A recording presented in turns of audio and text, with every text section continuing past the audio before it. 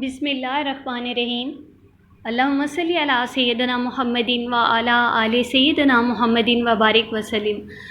अस्सलामु अलैकुम रहमतुल्लाहि व बरकातुहू। क्या आप भी दिन रात दरूद शरीफ पढ़ते हैं? ज़ुबान पर दरूद होता है, दिल में नबी करीम सल्लल्लाहु अलैहि वसल्लम की मोहब्बत का दावा भी है, लेकिन फिर भी दिल बेचैन रहता है। परेशानियां ख़त्म नहीं होती, नींद में सुकून नहीं मिलता, और कभी कभी तो ऐसा महसूस होता है कि हमारी दुआएं भी शायद दिल की कैफियत नहीं बदल रही। तो सवाल ये है कि आखिर ऐसा क्यों है? क्या दरूद शरीफ में वो तासीर नहीं, ऐसा सोचना भी दुरुस्त नहीं है। दरूद शरीफ तो वो अजीम इबादत है जिसका ज़िक्र खुद कुरान करीम में अल्लाह ताला ने फरमाया। अल्लाह ताला फरमाता है, बेशक अल्लाह और उसके फरिश्ते नबी पाक सल्लल्लाहु अलैहि वसल्लम पर दरूद भेजते हैं। ऐ ईमान वालों, तुम भी उन पर दरूद व सलाम भेजा करो। अब यहाँ पे ज़रा गौर कीजिए, जिस अमल का हुक्म अल्लाह ताला खुद दे रहा हो उसके बारे में ये कैसे सोचा जा सकता है कि इसमें तासीर नहीं। काफ़ी लोग कहते हैं हम दरूद पाक पढ़ते हैं, हमें दरूद पाक की तासीर नहीं मिलती। असल सवाल दरूद की तासीर का नहीं बल्कि हमारी कैफियत का है। कभी कभी हम इबादत तो बहुत करते हैं, लेकिन इबादत का मकसद, मायने और असर अपनी ज़िंदगी में दाखिल होने नहीं देते। हम ज़ुबान से दरूद पाक पढ़ रहे होते हैं, मगर दिल दुनिया की फ़िक्रों में उलझा हुआ होता है। हम कहते तो हैं अल्लाहुम्मा सल्ली अला मुहम्मदिन व अला आलि मोहम्मद, लेकिन उसी वक्त दिल में किसी इंसान के लिए गुस्सा भरा हुआ होता है। हम दरूद पाक पढ़ते हैं मगर किसी की ग़ीबत भी कर रहे होते हैं। हम दरूद पाक पढ़ते हैं मगर हराम कमाई से नहीं बचते। हम दरूद पाक पढ़ते हैं मगर ज़ुबान में सुस्ती करते हैं। हम दरूद पाक पढ़ते हैं मगर वालिदैन के साथ बदतमीज़ी करते हैं। हम दरूद पाक पढ़ते हैं मगर दिल में हसद, तकब्बुर, इंतकाम और दुनिया की शदीद मोहब्बत लिए फिरते हैं। यहाँ रुककर एक बात समझने की ज़रूरत है, दरूद शरीफ छोड़ना हल नहीं, बल्कि दरूद के साथ अपनी ज़िंदगी को भी बदलना है। दरूद पाक सिर्फ ज़ुबान का विर्द नहीं, ये रसूल अल्लाह सल्लल्लाहु अलैहि वसल्लम से मोहब्बत का इजहार है। और अगर हम वाकई नबी करीम सल्लल्लाहु अलैहि वसल्लम से मोहब्बत करते हैं तो फिर हमें खुद से पूछना चाहिए, क्या मेरी ज़िंदगी में आप सल्लल्लाहु अलैहि वसल्लम की सुन्नत नज़र आती है? क्या मेरे अखलाक में नरमी है? क्या मैं लोगों को माफ़ करना सीख रहा हूँ? क्या मैं झूठ से बचता हूँ? क्या मैंने वादा पूरा करता हूँ? क्या मैं किसी का हक नहीं मारता? क्या मैं तन्हाई में भी अल्लाह पाक से डरता हूँ? क्योंकि कभी मसला ये नहीं होता कि हम दरूद पाक कम पढ़ रहे हैं। मसला ये होता है कि हम दरूद पाक पढ़कर भी वो ज़िंदगी नहीं छोड़ रहे जिसने हमारे दिल का सुकून छीन रखा है। एक शख्स, अब यहाँ पे मिसाल के तौर पे, एक शख्स सुबह से शाम तक मोबाइल पर दूसरों की ज़िंदगी देखता है, अपनी ज़िंदगी का दूसरों से मवाजना करता है, फिर परेशान होता है कि मेरे पास ये क्यों नहीं, मुझे वो क्यों नहीं मिला। वो हसद करता है, गुस्सा करता है, शिकवा करता है, और फिर कहता है मैं तो बहुत दरूद पाक पढ़ता हूँ, फिर मुझे सुकून क्यों नहीं मिलता। मेरे मोहतरम नाज़रीन कराम, दरूद पाक पढ़ते रहिए, लेकिन साथ ये भी देखिए ना कि आप अपने दिल को किस चीज़ से भर रहे हैं।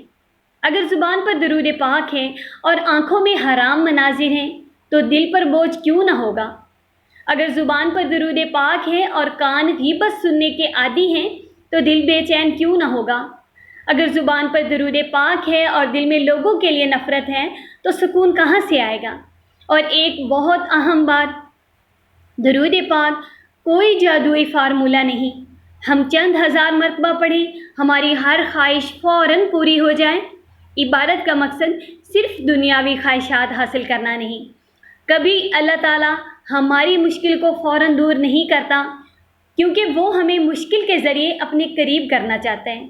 कभी इंसान कहता है मैंने इतना दरूद पाक पढ़ा फिर भी मेरी परेशानियां ख़त्म नहीं हुई, लेकिन मुमकिन है उसी दरूद की बरकत से अल्लाह ताला ने उसे किसी बड़े नुकसान से बचा लिया हो। हम नहीं जानते, अल्लाह पाक जानता है। मुमकिन है परेशानी अभी ख़त्म ना हुई हो, मगर दिल में उसे बर्दाश्त करने की ताकत पैदा हो रही हो। मुमकिन है हालात वही हों, लेकिन इंसान के अंदर अल्लाह पाक पर भरोसा बढ़ रहा हो, और यही तो असल सुकून है। سکون ہمیشہ یہ نہیں کہ زندگی میں کوئی مسئلہ نہ ہو.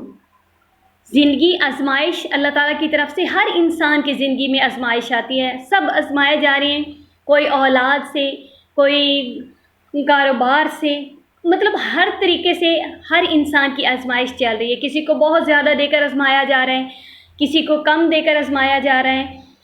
تو یہ نہ کہا کریں کہ درود پاک پڑھیں اور ہمارے مسئلے سارے ختم ہو جائیں. انشاءاللہ اللہ پاک کے فضل و کرم سے درود پاک کی برکت سے ختم ہوتے ہیں. لیکن بات یہ ہے کہ آزمائش اللہ تعالیٰ نے خود قرآن پاک میں فرمایا ہے کہ میں آزماؤں گا جان مال اولاد سے، پھلوں کی کمی سے.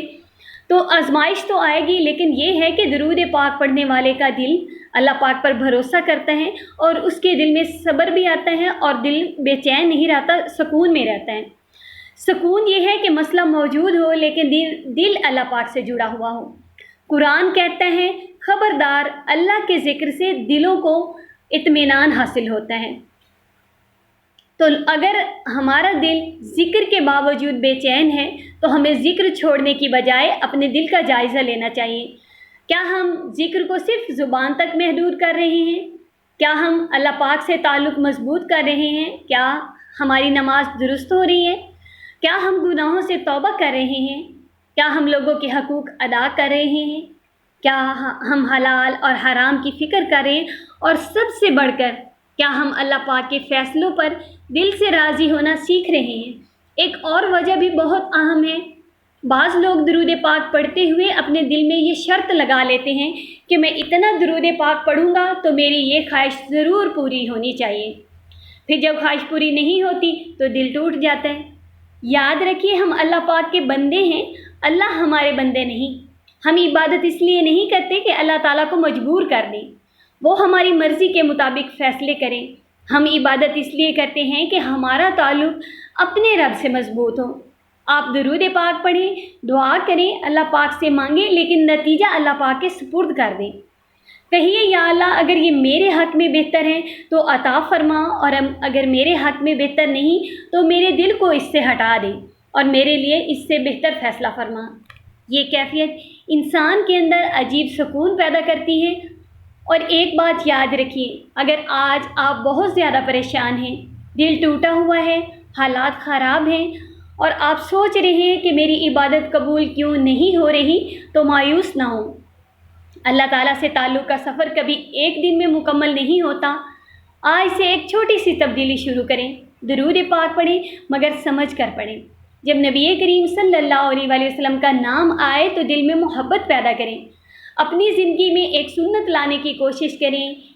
ایک گناہ چھوڑنے کا فیصلہ کریں. کسی ایک ناراض شخص کو معاف کر دیں. کسی ایک ضرورت مند کی مدد کر دیں. والدین کے ساتھ نرمی کریں. نماز کی پابندی کریں اور رات کو سونے سے پہلے صرف چند لمحے اپنے رب کے سامنے بیٹھ کر اللہ پاک سے باتیں کریں. یا اللہ میری زبان پر درود ہے لیکن میرے دل میں بہت شور ہے. یا اللہ میرے دل کا یہ شور ختم کر دیں. میرے دل کو اپنی محبت دیں اور اپنے محبوب صلی اللہ علیہ وآلہ وسلم کی سچی محبت دیں. میرے گناہوں کو معاف فرما. میرے دل کو حسد، تکبر، غصے اور دنیا کی بیجا محبت سے پاک فرما اور مجھے ایسا سکون عطا فرما جو حالات کے بدلنے کا محتاج نہ ہو. یہ دعا لازمی کیجیے. یقین کیجیے جب انسان کا تعلق اللہ تعالیٰ سے مضبوط ہونے لگتا ہے نا تو وہ آہستہ آہستہ سمجھنے لگتا ہے کہ سکون چیزوں میں نہیں، اللہ تعالیٰ کے ساتھ تعلق میں ہے. اور شاید آج آپ کو یہی پیغام سننے کی ضرورت تھی.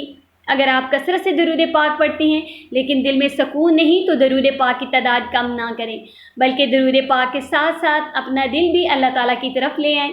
زبان کو درود پاک سے تر رکھیں، دل کو ذکر سے زندہ کریں، آنکھوں کو حرام سے بچائیں، رزق کو حلال رکھیں، نماز کو مضبوط بنائیں، لوگوں کے حقوق ادا کرتے رہیں اور اللہ پاک کے فیصلوں پر بھروسہ رکھیں. پھر حالات دیکھیں کیسے بدلتے ہیں. صرف حالات کے بدلنے سے نہیں آئے گا سکون، اللہ پاک پر بھروسہ کرنے سے آئے گا. آپ کے اندر سے پیدا ہونے والا شروع ہو جائے گا.